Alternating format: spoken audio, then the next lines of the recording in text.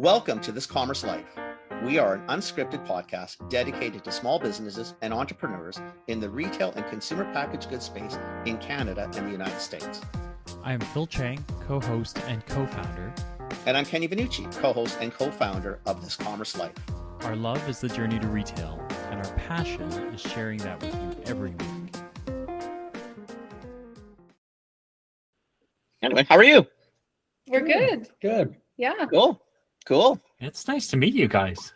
Yeah, you too. Thanks for having us here today. So who do we have? Oh, Yarrow, I can see your name because... Oh, yeah. I'm Yarrow. I'm Angela. This is Angela. Okay. Yeah, got it. Because I think I talked to... You talked to Rebecca. Thank you. I Yeah, was trying to remember Rebecca, right? Hey, that's I right. I didn't talk to her. remember now. I emailed her. That's we got a pretty good sized team now as we grow. And so she funnels through all that stuff. We're the owners and formulators and the herbalists. And Oh, cool. Yeah. Okay. good. Okay. Hey. Because I honestly have no idea who we're having on today. I thought it was Rebecca. And I thought, okay, well, that's fine. But then I saw you two. I thought, okay, I don't know. One doesn't look like a Rebecca that I saw on LinkedIn. I'm the Rebecca. Yeah. No, Yara, I was definitely not thinking you on that one. Definitely. I was pretty good on that one. But I wasn't too sure. So anyway, cool. I'm super excited to have you guys. I mean, that's awesome. Yeah, you That's got awesome. the cameras here, so we can Wow. tell you a little story or talk about all the ins and outs from beginning to now, or whatever you want to cover. So we're all yours. We would love it. We're all about this podcast has been a bit of a journey for us too, but for us, what we've found along the way is we just have these amazing Canadian brands doing amazing things, and everybody's journey is so remarkably, like after a while you think, oh, they're all the same, but they're not. Like you hit some of the same milestones, but how you get there, we've had so many people that have been on the show that were like, that's the opposite of how you're supposed to do it. And it works for them. Right. The one that I tell the most is a friend of mine moved out to Newfoundland. She worked for a Fortune 100 company, right? So kind of knows biz, knows scaling, knows how to do that stuff. And then moved into this tiny town in Newfoundland of like 50 people. And now she runs a chocolate brand that it's chocolate, it's cookies, it's ice cream, and she's in grocery stores. She's starting to make her way right across the Maritimes now. Do you know what I mean? Like you kind of go, no, like it's you're not supposed to do it like that at all, right? Like why would you go to a town of 50 people? Everything right? she did made no sense. Yeah, She's it's not the even in the opposite, town. right? That's like us do very much. Yeah. Yeah. Yeah, we always Yeah. started from the outside and worked in. So Yeah. we did it completely backwards, and it was crazy making because of it. But And all our friends and family were like, what are you guys doing? Yeah. Like, really? Like this isn't a business. Is this going to work? And we're now like, pressing on national brand that is all through every store and most popular thing out of the Community Futures program that ever came out of BC. So it's like We love it. Yeah. So for us, I think we want to get to know the two of you, how you got to this journey, what it is that you kind of saw, and then what you're growing into. Like all of those bits, whatever you want to kind of take us. Like the next 45. I'll tell everyone who you are because we kind of rolled into this hot. So which is our way anyway. But I'll just introduce the two of you, and then we'll get going because we kind of want to get out of the way and let you tell the story. So Awesome. We've got Yarrow and Angela, right? yes, Okay, so we've got Yarrow and Angela on, and they run Harmonic Arts, and we've just met them. Really, sometimes we get friends of the show or people that we know, but we've never met either of Yarrow or Angela, and in fact, we booked with someone else on their team, so We never met either. so we didn't meet them either. But we're really excited to have you. We welcome to the show, and I'm going to shut up now. The next 45 minutes or so is yours. We'll ask questions along the way because we're genuinely we love hearing the stories, and we'll have curiosities and questions. And but take it wherever you want, honestly, because typically I just love hearing. Like usually for Phil and I, how the hell did you end up where you ended up? Like why, how, like what brought this, especially since you both have told us the family thinks you're nuts too. Dying to hear why they think you're crazy. Even better. Yeah. Why this work is even better. Light it up. Well, it was a quite a distinct beginning because we were both trained as clinical herbalists through the Wild Rose College, and we moved out to the West Coast, being lovers of plants and all things botanical. And with such biodiversity here, it felt like a natural place to land. And then we both were under the impression that we were going to start a clinical practice, and we're on our way within that. However, we're struggling to source quality herbal medicine other than whether we were growing it or wildcrafting it or making it ourselves. So we recognized that there were quite a few practitioners within this area, because everybody that is into herbal medicine is also very much wanting to live out in this area of the world. And so with that being very saturated, we thought we would fill the need on the other end and supply and create a herbal formulation product line that practitioners could use and work with. Very cool. And where are you exactly? I know you're in BC like me, but where? Yeah, we're in the unceded territory of the Comox First Nations here in the Comox Valley. Cool. Nice spot. Really a small town called Cumberland, which nice spot. Nice great spot. spot. We chose it because of the access to forest and connection to the natural world, and it just really aligned with our values. And sort of on what she had said, like everyone and their dog out here has a level 2 Reiki or Shiatsu healing, or there's the healers are just all like flock to the valley, right? It's Yep. that type of place. And so we were also naturally gravitated to here, and just found that like there's such a resource for the heart that fuels this kind of medicine path. And we really want to start a business here, which is totally opposite of where we should be. We're a national brand. We should be in like Richmond or Vancouver, co-packing in a big facility somewhere, but it does not align with our values. And so we've really done it backwards that way, where we're like, what are our values? How do we sink into community? We now, and over the period of time, have become a 1% for the Planet company, where we give back 1% of all of our sales, and that goes into the Cumberland Forest Society. Most of it has anyway. Other too, but just really supporting second growth forest and regenerative ways of being. And recently we've joined in and become a B Corporation, which is a benefit corporation that really just practices fair, equal labor opportunities and wages and compensation, but also practices and work with our vendors to make sure we've got ethical sourcing and just sustainable regenerative business practices in general. So that's been our model the whole way along, is how do we be the change that we want to see in the world? And I'll tell you, the biggest thing is that customers resonate with this. And throughout the history of our business, we've been around for 15 years.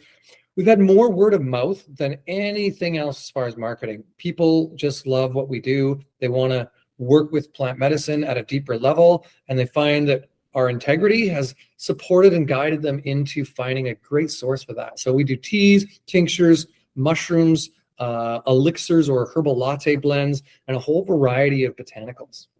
So back to the beginning where it started. So you guys thought about doing private practice.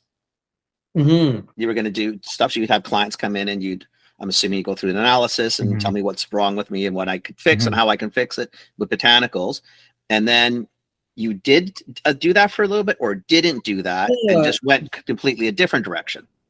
Well, I'll say that we both were apprentices under other herbalists. Part of our clinical herbal program was 300 clinical hours, and we had done them with various practitioners. And I took over somebody's practice for a while. Angie was doing practice for a while, and actually she carried on practice throughout a period of time in the early business. But it was much more challenging for me anyway. I found as a young male, even though we had really great education, everyone wanted to see the Merlin, or they wanted to like talk to the wizard on the hill, or the older woman who knew the medicines from deep down. And I felt myself that I was better to just support people with the plants and work with that as well. And Angela did a lot more practice for a longer period of time. Yeah, and I think based on that, we really did start without having a proper business model, in the sense of going to get an MBA and understand how to build a successful business over time. We just did it for the love. And realizing that there was this gap that we wanted to fill. It was really value-based more than a knowledge-based kind of journey that we embarked on. And we learned along the way, and we got a phenomenal education in growing a business over the years. However, like I said, we started from the outside in. So we just kind of like put together all our formulas, just started knocking on doors. We already had really solid relationships within the health food industry. And so we just started to show up with our product, and people really resonated with our purpose. And so it took us on without any question. And so it was just like grew itself over time.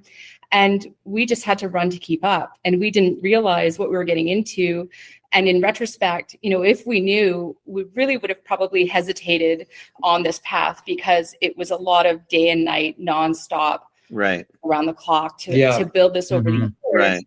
But now that we've come to this place, and the successes that we've seen and the impact that we have, without a doubt, we would do it again. So we're so glad that we went in blindly. And as a result, we're able to just kind of put one foot in front of the other and just keep going, because we were fueled by this love and purpose. And we wanted to connect people with plant medicine. And so we thought if we were providing something that was quality and functional, then there would be this full circle commitment to what the planet had to offer. And then in return, a greater care by the people for the planet itself. So there's this kind of cultivation that we try to create. Bit of a permaculture business design. It's sort of by haphazardness. And just as an example, we moved 5 different facilities within the first 6 years. We literally went boom, boom, boom. Like we doubled many years in a row. Because you outgrew the last facility. We just outgrew places continually. And it was really a struggle at first, because we didn't have systems in place. And we're like, oh, we just doubled in business this year. What are we going to do? And, even as before we became an actual corporation, our personal taxes just went through the roof. We were like screaming at our accountant. We're like, what do we? So we had to create a bit of an anti-marketing campaign. Yeah. And so we had to put the brakes on the growth until we could go all the way to the heart of the structure of the company that it had become. Right. Build it out of brick instead of straw. And we've done that since with a phenomenal team. We replaced ourselves in every aspect as we started it all and did it all ourselves. But within every aspect, we slowly started to replace ourselves with people that did it much better than us.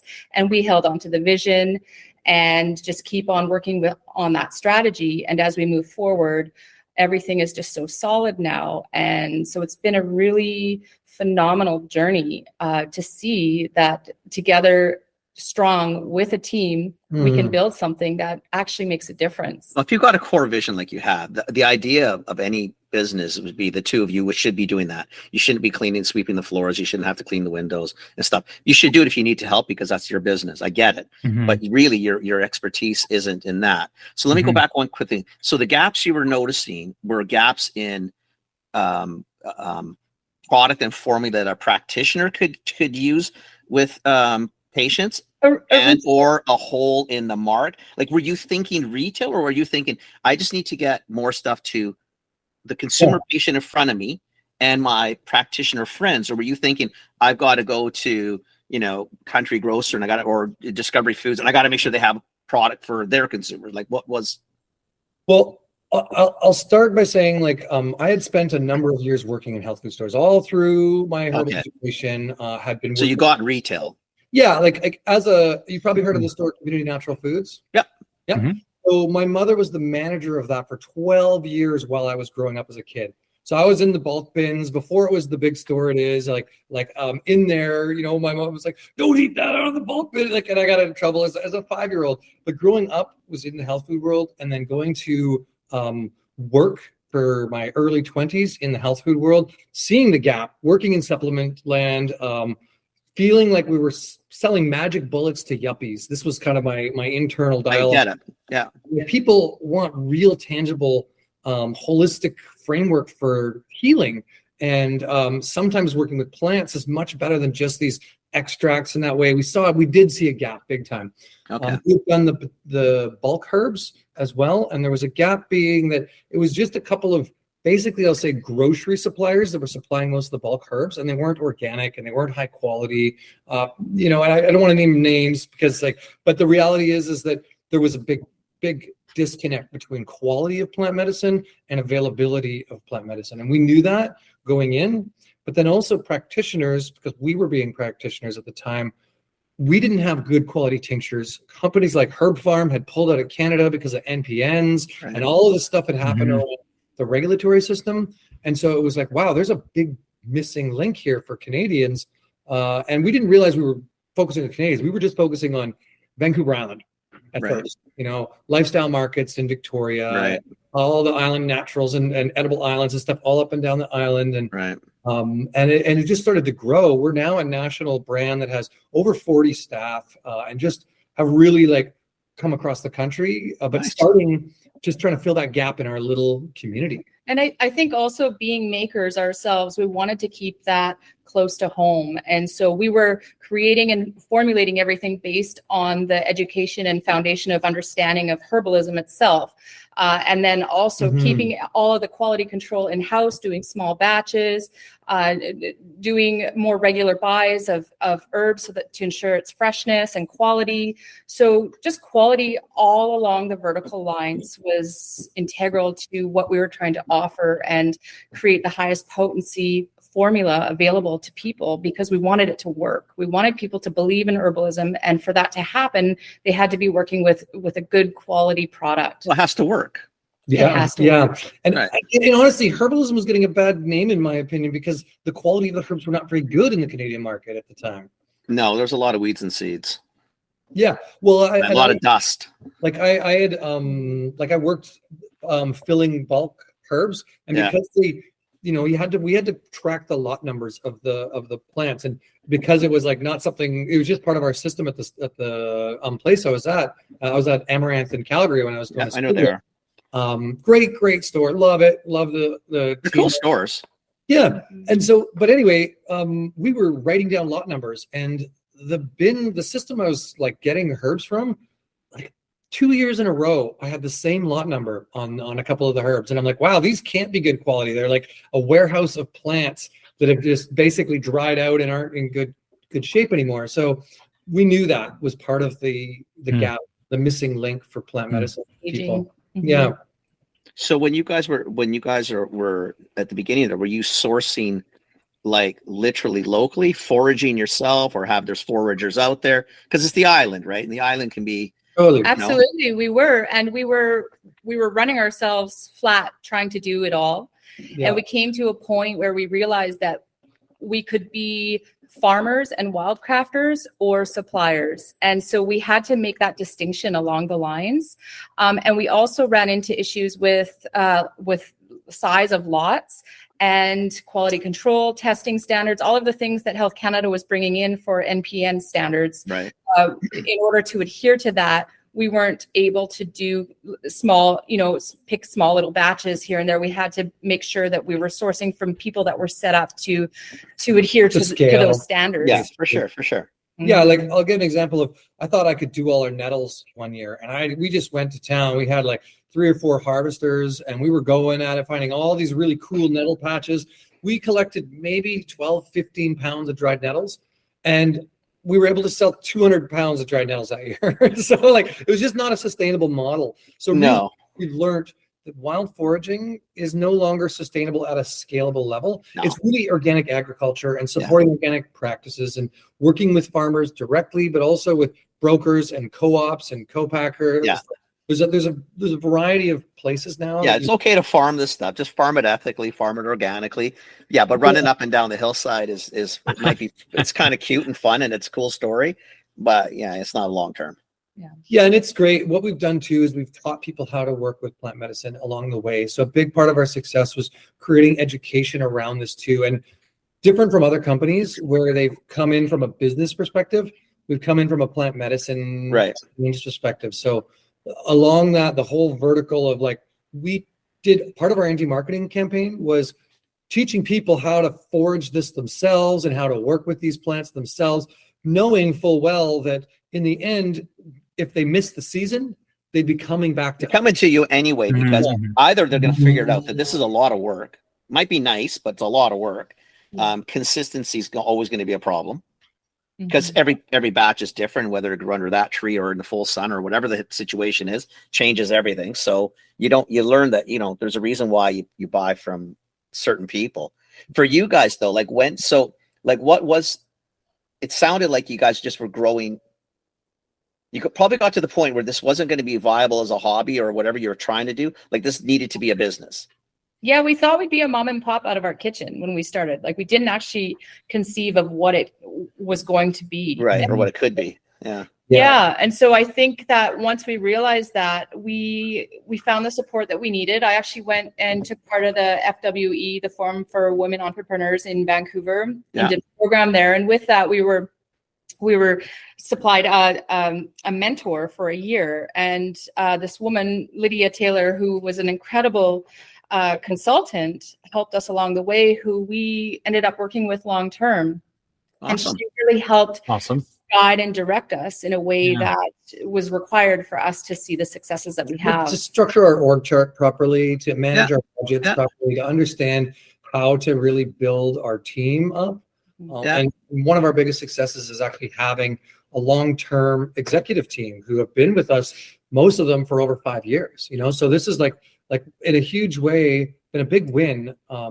Even our general manager, now CEO of the company, came from the production floor and sort of moved her way up through the company. Oh, awesome. So really kind of growing our people has made a lot of the success too. And now I think we're on our 7th or 8th building, but we're now I think we found our home. We just signed another 5-year lease after our first one, the first time for a while. But 15,000 square feet. It's in the heart of Cumberland. It's a beautiful building. It's just a really good community spot. We're not a big town, so being one of the largest employers in town that's right in the heart of town feels really good.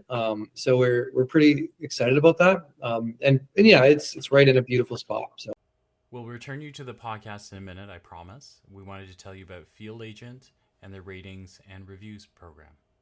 Hey, Kenny. Phil. We just got a product listed back at a national or at a regional banner. Thank God. Yeah, I know. But the problem is we were out of stock for a while, and then when it got back in stock, it really didn't turn. But we've kind of gone back in, and the buyer's given us another chance. I know usually I'm the marketing guy, but shoes on the other foot. What do I do? Now's the time, right? Like, this is the final yards. We gotta, if you use the sports analogy, we're in the final, we're in the end zone. Buddy, this is it. We need to drive more people to this specific retailer. Right. And we need more people to talk about our specific coffees in this specific retailer. And that's where I had a wicked conversation with Jeff Doucette at Field Agent Canada last week. And I shit you not, this thing that they're doing is so freaking cool. It hurts. If I wanted to do something this weekend, I could call them. We could hone in on the amount of stores or the specific stores that we want to talk to, have these people that he's got 250,000 people. He'll hone it down to coffee drinkers aged 15 to 29 if we want. If they're in this field, they'll go to these specific stores. They're obligated to buy the coffee. And the obligation is to go home, try the product, and then they have to go on to the retailer's webpage and write a 30-word minimum review on whether they liked or disliked the coffee. Now, obviously, we're pretty confident in our coffee, so I'm okay that I'm pretty sure we're going to get positives. I'm not worried about that. But think of that. Right to the retailer, helping push their reviews, which they all want, we all want, because it is a great way, and legit reviews. So if we wanted to do this weekend, the probability of actually getting it done is so high, it hurts. We could actually have a 30, 40, 50, 100 sample, 200 done for Monday. And the cost is literally, it's going to be for us with our coffee retailing, I'd say, I think about 15 or 16 bucks in this place. We're going to be under $30 per review. So if you want to check this out, go to www.fieldagentcanada.com/ratings and reviews. Yeah. Or just go to their site, fieldagentcanada.com, and then you can click on the click on the services page, and it'll take you to that spot. So, or just go to LinkedIn and just ping Jeff Doucette. Or tell Jeff Doucette that the two knuckleheads sent you. What's he gonna do? But that's it, right? Cool. Awesome program. And now back to the podcast. That's awesome. Wow. That's So, awesome. While you were expanding, because that's remarkable, right? Like I'm sure during it you were like, "Come on, again," right? Like how? But well, that was it. We couldn't create systems fast enough. yeah.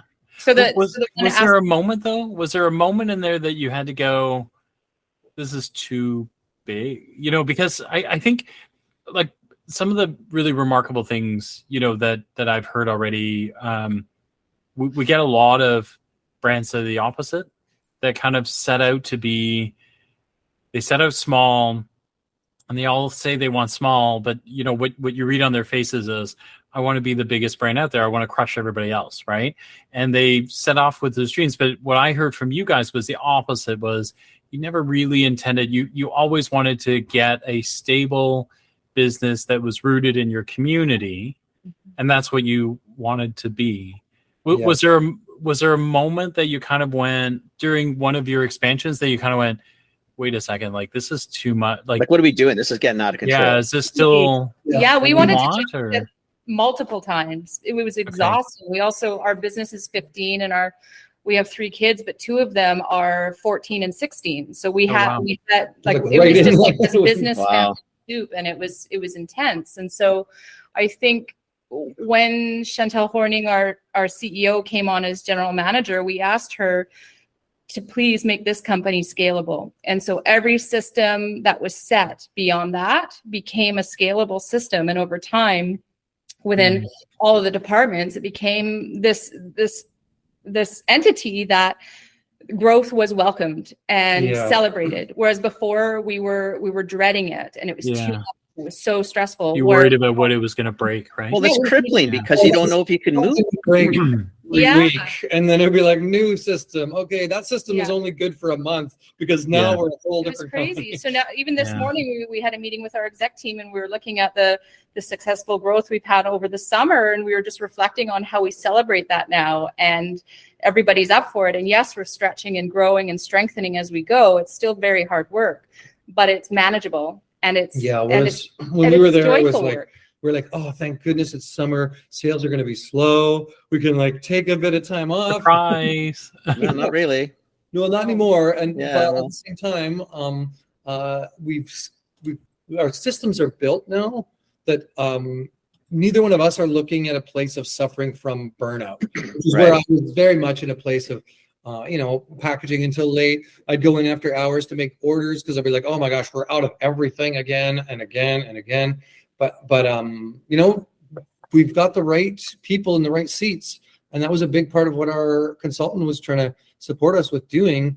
And they make 10 times more product than we ever were able to when we were in those seats.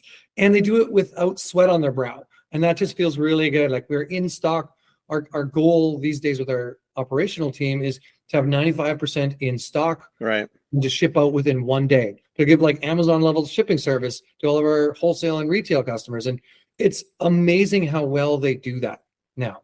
Like now our company is just a well-oiled machine versus stacks of orders that were like a week old at one point. Once 3 weeks, we were aging almost 3 weeks on some orders. At crisis point. That's the I'm losing hair and I'm not sleeping now because because there's so many hours a day. And that's not fun. So a lot of the credit I would assume you're giving to your mentor that helped come in and actually pull you out of the weeds.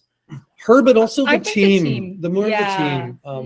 They leaned in and they showed up and they did the work. They learned what they didn't know happen and took the time and the commitment, and they went slow to go fast, and we were always going fast, and it was slowing us down. And so Yeah. So how did you pick your team though? Because most times what happens, this is why I was not trying to give credit to the mentor per se, but typically what a lot of entrepreneurs and founders is, the attitude's always the same. I can do it. I can either want to do it better, do it quicker, or I know what I'm doing, so I'll do it. And you forget that, yes, I know you know how to hold a broom. I know how to hold a broom too. And I should sweep when I need to sweep. But I should also get people who are maybe better at that, or that's what they should be doing more frequently than me doing it. I should be managing my business, not managing all the details. Like, how did you get to that? We definitely struggled with that, because it was our baby. It was hard for us to let go. Exactly. And we had to honor different styles of doing things. And we still to this day, and sometimes question something, and we find that really clear communication and asking and being curious and finding out what's going on, and the explanation always makes sense coming from a different angle and doing it in a different way. And so we've learned and grown together over time to instill that trust and to let go, and the successes we've seen has helped feed that. But it was there were growing pains in that, and just really trusting. And that's a tough part. It's like you don't give your child to just any babysitter when you're first trying to figure out if you can date again, because you want to get these kids out of the way for half an hour. You don't just hand them off. Like, it's a lot to do. A business can be very similar. The thing is, it's in the picking, because Phil and I do this a lot. Like, we talk to so many different people, and a lot of the transitional issues that come is that what people don't understand is just not quantity people, it's finding quality people. Totally. Finding, like, don't hire an accountant because the person could count boxes when they were the receiver or the shipper. What that we do, make an account. That makes someone knows how to count. Like, you hire for the positions, so to speak. Yeah. We also hired for the culture, and so that was a really Even better of the journey. Is we together with Chantel had a focus on culture for a couple of years, where we really defined that, and we cultivated it, and we recognized what we were very good at, and we focused on that. And within that, a lot of people that didn't fit within that that culture self-selected out, and the people that were in alignment with it and shared values and shared vision really leaned in strong. We're still with you. And so that's kind of how the right team came to form. Was really focusing on culture, I would say. There was definitely a point where we had like some disconnect within culture, and it was really challenging us. And we were like, oh, how do we kind of recreate like we're all rowing on this boat together, not some are rowing that way, some are rowing this way. Mm-hmm. And so we went through 3 general managers before Chantel, and actually she ended up we hired her really because we found out that our general manager at the time was not doing all the things he said he was doing. She was doing them. And it was like, wait a minute, like, you're really behind this guy doing a lot of this hard work. And actually, you probably deserve this job more than he does in some ways. Right. And she's like, didn't have those skills, but had that fit of quality people that really was ambitious and ready, and more like a soccer coach is how I would like to say. Right. But it felt like just a team player and really like on it so that felt really good within our team. And I'll say that, like, to our mentors' benefit, and what she really did for us was she said, take a pay cut and give somebody else more, and keep raising the bar to incentivize and give them value so they feel valued and they really rise to that occasion. And I'll tell you, when our team kind of rose to that occasion, when we paid them more, they responded better. They were more responsible for the business, and it really made it a sustainable success. And before that, we felt like we needed to do it all, or else it would lose the magic. Right. But the reality is that was burning us out, and it was losing the magic because of that. Right. In order to sustain the magic, we had to step back from some of those roles and really trust. And the trust came in the form of incentivizing people to be really responsible for the company and the company's needs. And I think on one last note, in finding the right team and creating that, is we generally had a green team as we grew, and we trained from within. As Yarrow mentioned earlier, we grew people up, and so everybody had the affinity, but not necessarily the training. skill And set. so we provided that over the years. We provided quite a bit of training for all levels of management. And over that time, it also created more commitment and loyalty. So we have a very low turnover rate for our staff as well, because of the ways in which we try to grow and provide opportunity for We've done everybody. things like emotional intelligence training for people with disconnect in communication. We've done a lot of lean systems trainings so that everyone feels like they're growing the efficiency in their own job. So there's lots of things like this that have made our team feel real, or I don't know if they feel that way, but we've given opportunity to create responsibility and connection through building systems together. That's awesome. Can I ask? So I think there are a couple of things in there. It might be a weird question, but do you mind talking a little bit about what trust feels like? Because that moment of letting your baby, It's a tough one. get run by somebody else, like it's because we've run into a lot of founders that have done this, and then you can see at the first moment of a tribulation or a trial, and I'll do it. You know what? Just don't worry about it. I'll do it. But I think it's valuable to hear, like, what was it? Smooth? Was it hard? Like, what did it feel like? Oh, it was hard for me at first, for sure. It definitely took me a number of years of warming up to like fully letting go of the baby in that sense, and thinking like, especially things like purchasing. I was like, I've got such great relations with these vendors.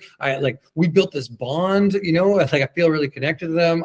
Marketing, I was really like, and we had to kind of sit down as a team and be like, okay, look, Yarrow, we don't want you as the face of the company.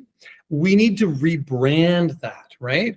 And we looked at people like, I don't know if you heard of David Wolf as an example, but he's just somebody who like went off the rocker, and you're like, wait a minute, like as a company, we have a very different brand from Yarrow. And we really went through this rebranding and came to an understanding of like our voice and tone of the company is feminine and is a little more sophisticated than that. And we just started to build out trust through building a brand sort of identity in that sense.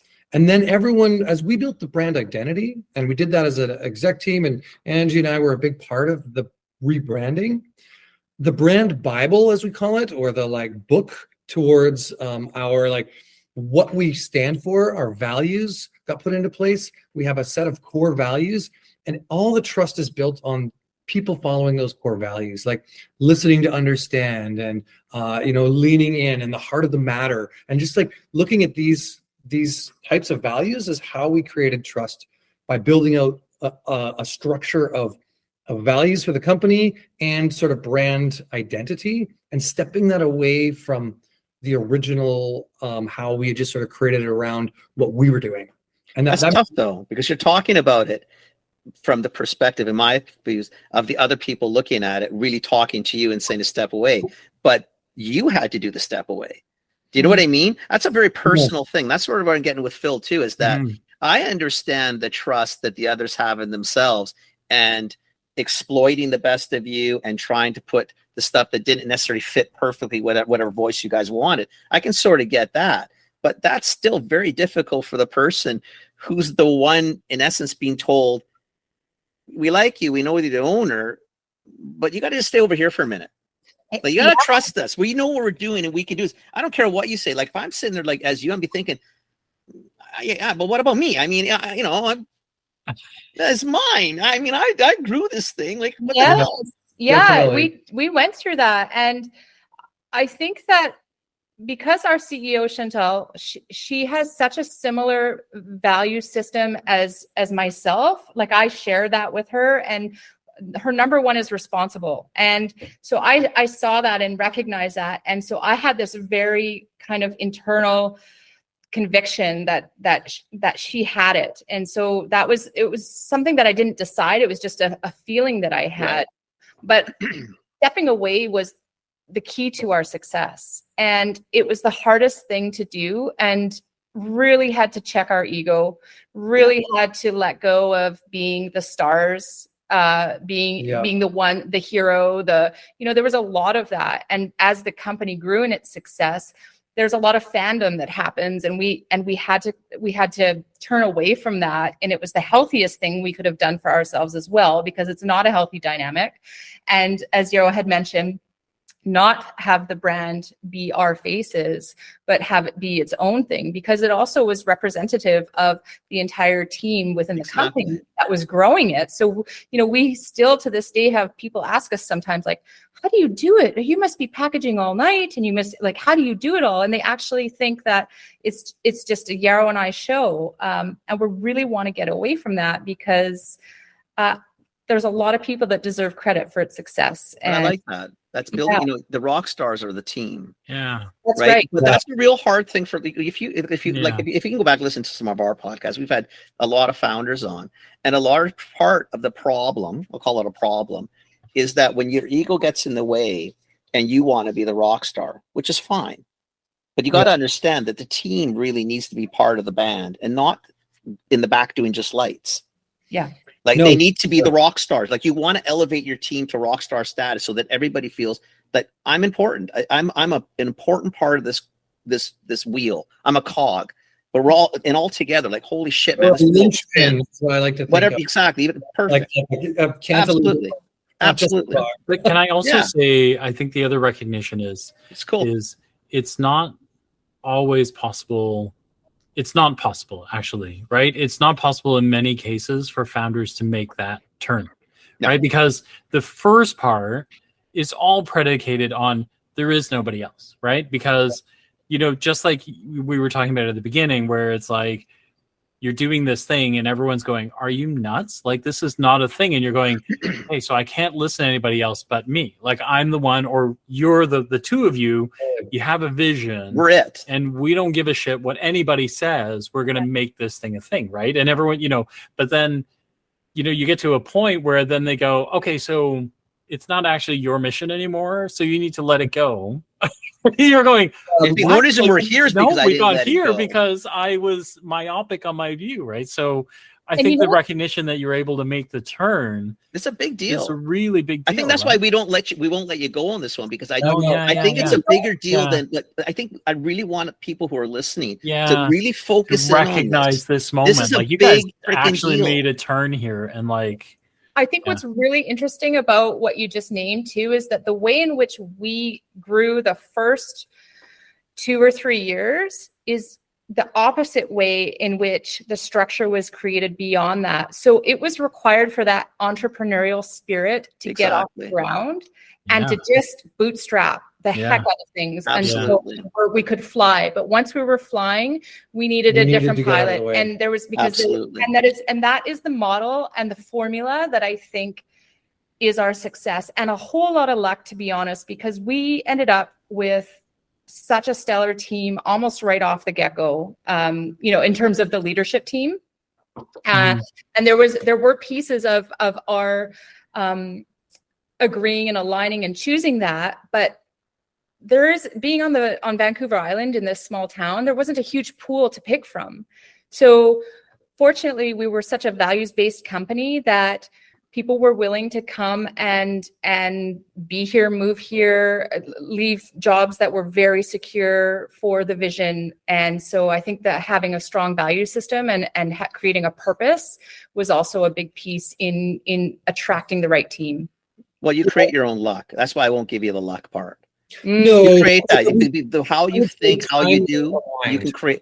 Timing is always part of everything in life, right? And we can call it sort of luck. But that's the phrase, right? Luck is when preparation meets opportunity, right? Right. Yeah. So, and just to give our consultant again credit, like, she helped us peel away, because like by creating what I mentioned, like the branding and the core value system, it was like infusing what we believed in into the walls, so we didn't have to be in the building in order. It's all there, right? And that was it was huge for us. That allowed the trust a bit more. Another piece for me was I didn't believe for a long time, and like spending the money on marketing or like upgrading to an ERP system. I was like, oh my God, like we're going to spend that kind of money monthly software. Like you guys are crazy. Like I just, there's all kinds of things where I was like, no, this is insane. Yeah. But you know what?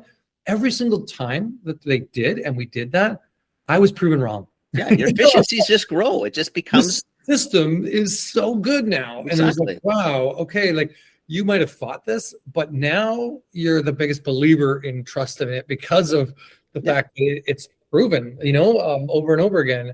So that was a big thing for us in gaining the trust, was actually having our team come to us with like, hey, look, we want to do this. And at least from my perspective, saying like, that's crazy, I can't believe it. And then when we do implement it, it's really successful. I don't have to go like, whoa, humble pie here, check the ego. You know what? Like I thought I was a great marketing person. The reality is our team is on it all the time and are far better at understanding that dynamic and just are more successful at it. very cool, guys. You guys are really gracious leaders. Yeah, you did. It's nice. It's very nice. Well, we did go into this Amazing. with trying to be the change we wanted to see in the world. And part of like coming in it from not a business perspective, but from a holistic lens of natural healing. Yeah, it's a little different.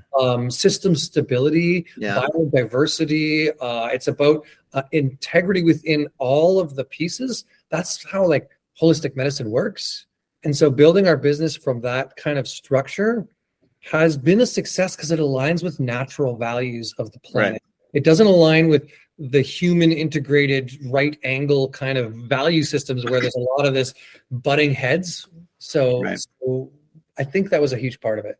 And we've had a lot of hours butting heads. Yeah. That's part of life, right? There's been a lot of discussion and time and looking things over. And it's also been hard on the like having a relationship and also co-owning a company. And we take it back into the house and really look at what was being presented. And, so there was a lot of growing pain as we went along the way.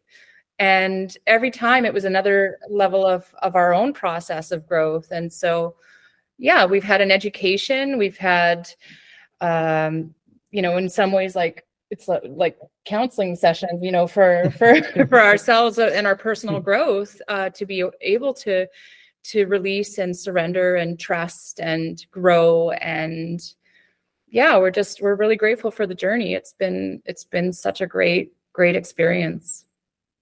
That's awesome. Yeah, I'm laughing a little because Kenny and I, we've been at it a few years as well, and we bicker. Both of our wives call us, second wives, really, right? Like sometimes, because I'm East Coast, so I'm in Toronto, and so sometimes I'm on a call with him, and his wife Amelia will be leaving for work, so he'll kiss her goodbye. I'll say bye, Amelia, right? Because we're on Zoom calls, and then when she comes home, I'm still there, right? So I actually understand, like you're actually married and you have 3 kids. So I can just imagine the tax, right? Like it probably makes parts of your relationship better. And then some of it's got to be just like, dude, I don't want to talk to you right now. Like, there's times like that. And in essence too. Wait, why does she look surprised? You said there are times she's like, what are you talking about? Did she? And we said, dude, we don't want to talk about that. We didn't say anything else. I'm joking. I'm teasing. We've been together for 20 years and we're pretty darn happy. And it's amazing. Like we are each other's best friend and we're so fortunate in that. And I'm sure that adds to the success of building a company together. Absolutely. Yeah. But like there's definitely was points where it was like the business was getting in the way of our relationship. Oh yeah. And we really needed to like, just from also our health of our relationship level, letting go of the sort of technician mindset of like, I can do all of this stuff, and peeling that away a little bit helped to really create a bit more space for us as a couple. Yeah. And I think that is probably also what motivated some of the surrender to other hands in leadership, knowing that we couldn't do both. And so, bringing in a consultant, for one, was to help us not all the decisions lie on just the two of us, just having like a third apex there that could help us with that. I think kind of governance side of the business. For sure. And then now with an executive team that holds the sales and marketing, the financials, and the operations, they all have different wheelhouses that lean into these decisions we Exactly. make. So much more well-rounded when we actually make a decision to go forward with a new product launch or another type of way of operating or something we want to scale, or like all these decisions are made with far better knowledge and insight before they're being made. Inside expertise, all of it. Everybody knows different, and it gives you two a chance to do what you want to do, which is really the vision. And where do you want to take this? You've got a team now that can take you where you want to go. Mm-hmm. Right? And it's only growing. I mean, like this has, been our best year yet, and it's continually a movement. This company is I don't think there's been many years where we've had less than 10% growth. Most years, quite a bit more. That's awesome. And so it's more than we could anticipate. So let's do it this way, because I don't think we've talked about. So what are you making right now? Like what's hot? Where are you? Yeah, what are you seeing even? Right? Because we're in a world that needs some repair. Big time. And what you guys are doing is at the heart of the repair. Yeah, stress, anxiety, tension is a big thing. Mental health is a big thing for a lot of people right now, but so is just like core immunological nourishment. Like we're moving into that season right now. This, as of the recording of this, it's coming into September, right? Yeah. This is when people are, so mushrooms have been a huge thing for a long time. Medicinal mushrooms have been a big part of our business. And we've just seen nothing but more and more people interested in learning about immunomodulating and like not just stimulating the immune system with herbs, but actually modulating with a more educated way of supporting and building health so that they don't get chronic disease. A lot of the youth are looking at the boomers and being like, wow, you're on a pharmaceutical cocktail here. I don't want that to be me. So they're just trying now to like actually activate with better tonics and more support from things that are going to help with chronic disease. So that's a big trend. People don't sleep well. There's a bunch of trends as you guys are probably aware of. I think the one thing that we always look at is rhythm and balance. And so wherever we can see areas that are off balance and where rhythm is being interrupted are the areas of our focus. And so we try to look at that ahead of the curve and have the good fortune, or maybe it's not luck, but it's also education and just a clear understanding around seeing the imbalances before they really take hold. And we're always trying to fortify within that, because that's ultimately what we humans need, what life needs is rhythm and balance. And if that terrain is provided, then everything can line up and good health comes out of it. So restoratives are kind of a big thing, trying to restore that balance, right? Again, this kind of like the concept of like sustainable is like greenwashing now. It's like regenerative. Like, how do we move away from this, like just trying to sustain a status quo to getting to a place of regenerating the depletion that people are feeling, that our planet is feeling? Like, there's just a lot. And so businesses need to be the change we want to see in the world if they're going to survive. And that's something that we've been really clear on from the beginning, that part of our B Corporation journey, part of our 1% for the planet, part of our being in this small community as a hub is about like regenerative practices and about creating healthy, sustainable products and practices. And that is at the heart of the matter for us. Love it. Very cool, guys. Very cool. Very cool. You two were a surprise and a delight. It was awesome. No joke. We'll have to thank Rebecca on this one, because that was a treat. Well, thank you so much for having us. It was fun. It was a treat. If people want to find you and your products, though, and your products. Your products. What do they do? Well, are you talking about like health food stores? Because we're in like so on our website at harmonicarts.ca, there's like a locator for every store. Perfect. You know, we're in all the Whole Foods and all of the like pretty much every health food store on the West Coast and into Alberta and moving across the country now. Less in Toronto, but you know, we've been at the Big Carrot as an example for over 10 years, maybe 12, 13 years. All the Happy Planets, you know, or Healthy Planets, sorry. Yeah. Like there's a bunch of places like that, but also our website, harmonicarts.ca, is a great place to connect with our products. We also have something that I'd love to invite for people to tune in more with is harmonicartslive.com is our educational facility or site. And we've got lots of webinars and Awesome. things that people can just learn about. Like if they just want to like connect with some of the knowledge around working with medicinal mushrooms and spring cleanses and immune support. And we make a lot of like, I'll say mocktail fun things for people and herbal lattes instead of like coffee replacements. We've got all kinds of education on that, but also products that support that. So those are areas that people could kind of connect with us. Of course, we're on all the social platforms, but really our store locator, if you're looking to buy things in person from a store at harmonicarts.ca, or our website are great places to learn more about what we do. You are everywhere in Toronto. Oh yeah, well there you go. Yeah, you're everywhere. Like I'm looking at your map, and you're at My Healthy Planet. Yep. Like I said, the one that I shop at, and you're all over the place. It's great. And we also have a great newsletter that keeps people up to date and current and on various health concerns and new products and ways of using products. And that's a really great avenue to connect with us regularly and cultivate a relationship. We'll make sure we put your Harmonic Arts live in, because there's some really great, you know, we're like there's also a button on our website, herbs for stress and burnout. We're coming into like the most stressful retail quarter for almost every retail business. So like, I'm sorry, Yarrow, I interrupted you. No, I interrupted you. Yeah. No, it's all good.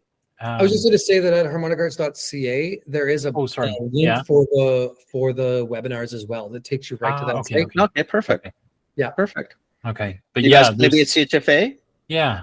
I'll be there. I've gone to every CHFA for years. You know, again, since I was a kid, I've been in the health food world. So I think I'm going on for CHFA West, probably 25 CHFAs I've been to. So my father is actually Dr. Terry Willard, who created the Wild Rose Cleanse. You might have heard of Wild Rose Detox. I have. I've heard of your dad's name too. Okay. Yeah, and he's in the Hall of Fame of the CHFA. So have come by it as a sort of family lineage that way. Very cool. That's okay. Well, we'll see. We'll try to catch up with you in Toronto. We'll see you. Yeah, for sure. At the show. Yeah, we'll be there. Yeah. But thank you for coming on. This has been amazing. I really enjoyed that. Really enjoyed that. Hanging out with you. Yeah, you too, Phil and Kenny. Thank you so much for having us. No, our pleasure. Thanks. My God. Thanks so much. All right. Okay. You guys have a Phil, great day. you stick around. You guys have an awesome afternoon. Thank you. Bye, guys. Take care. What a treat. No shit, right? I really enjoyed that. I hope